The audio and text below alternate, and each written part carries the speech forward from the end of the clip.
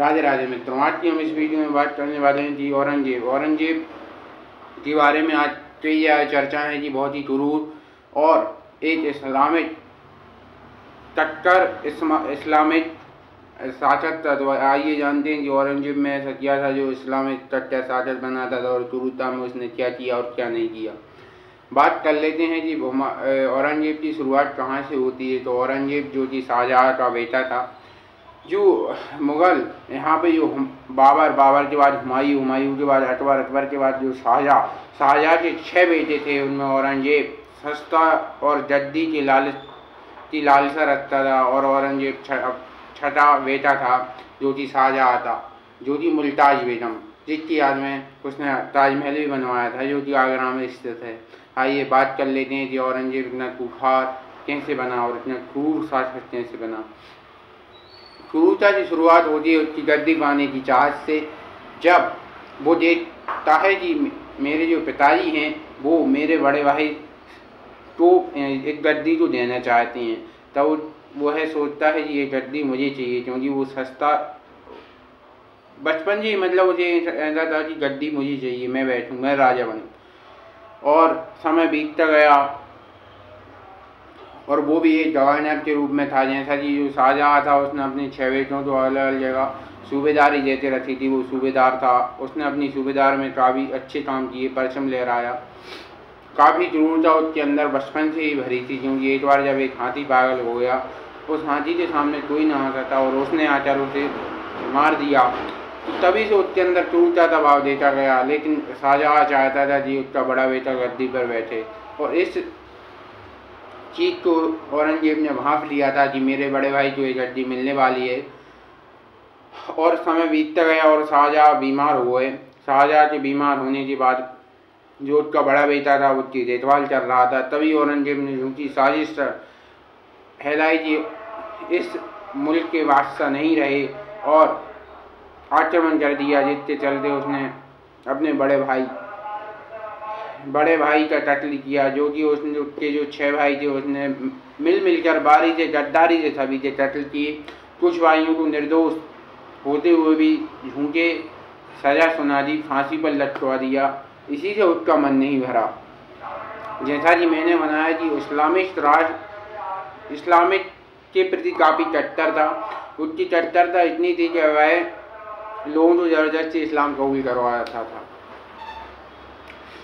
इसी के साथ जब उसने इस्लाम कबूल करवाना चालू किया, तब वह ऐसा ही माना जाता है कि 10,000 ब्राह्मणों को डेली मारता था।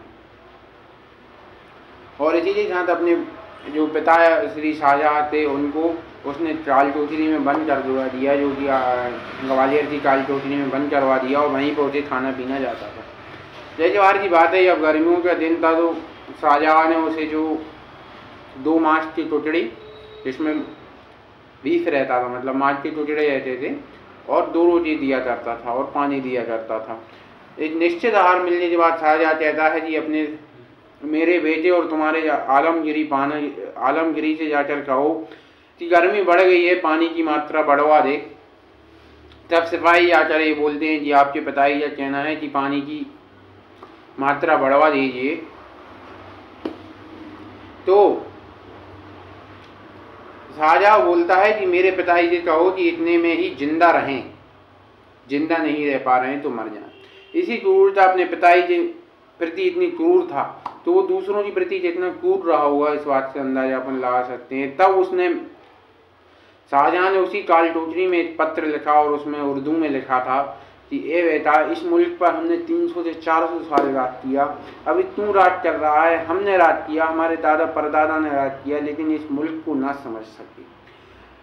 तू अपने जिंदा बाप के लिए पानी नहीं दे रहा है, और ये मुल्क के जो लोग हैं जो 15 दिन पितृपक्ष में अपने मरे हुए माँ बाप के लिए पानी देते हैं। ये शब्द लिखकर जब शाहजहाँ ने अपने बेटे को दिए, और इसी के साथ कम खाना, तबीयत खराब होने के चलते शाहजहाँ की मृत्यु हो जाती है, और औरंगजेब अपने भाइयों को धीरे धीरे अपनी क्रूरता के कारण ख़त्म कर देता है। तब उसका दूसरा सरदार होते हैं हिंदू, क्योंकि उसे इस्लाम काफ़ी पसंद था, वो ज़बरदस्ती इस्लाम कबूल करता था। और जैसा कि वो शरिया को मानने वाला था, ज़बरदस्ती सभी लोगों पे शरिया लगाना, हिंदुओं पर जजिया लगाना, जो कि जजिया अकबर उसके पिताजी ने ख़त्म कर दिया था, जो एक हिंदू प्रिय शासक था, लेकिन इनने दोबारा जजिया की शुरुआत की। औरंगजेब ने अपने शासन में आकर हिंदू व्यापारियों को 5% टैक्स, मुसलमान व्यापारियों को कोई भी टैक्स नहीं देना पड़ता था।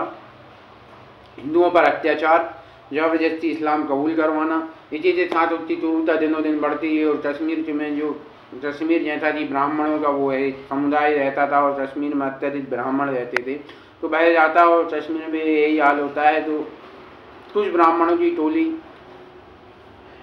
मना करती है इस्लाम कबूल करने से। तो औरंगजेब बोलता है कोई ऐसा शासक हो जो मेरी तलवार के आगे इस्लाम कबूल ना करे तो मैं तुम लोगों से छोड़ दूंगा। तब वह सब ब्राह्मणों की टोली गुरु के आनंदपुर साहिब आ जाती है, जहाँ पर गुरु तेज बहादुर जी थे, उनसे बोलती है। तो गुरु तेज बहादुर जी तैयार हो जाते हैं और वो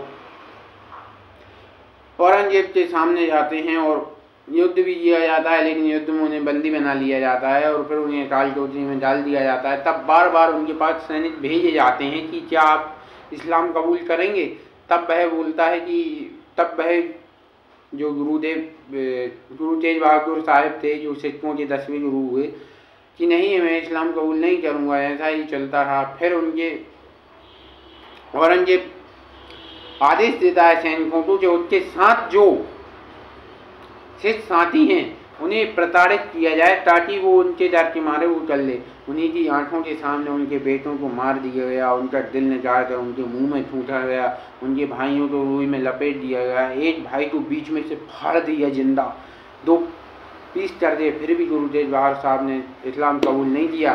तब यह सब हो जाने के बाद औरंगजेब आखिरी फरमान देता है कि इसे ले जाकर दिल्ली के चांदनी चौक पर इतना सर कलम कर दो। तब गुरु तेज बहादुर साहब कहते हैं कि जैसे ही मैं अपने गुरु का पाठ करूँगा नीचे सर करूँगा, आप जल्लाद से सिर कलम कर देना। तब सिर कलम कर दिया।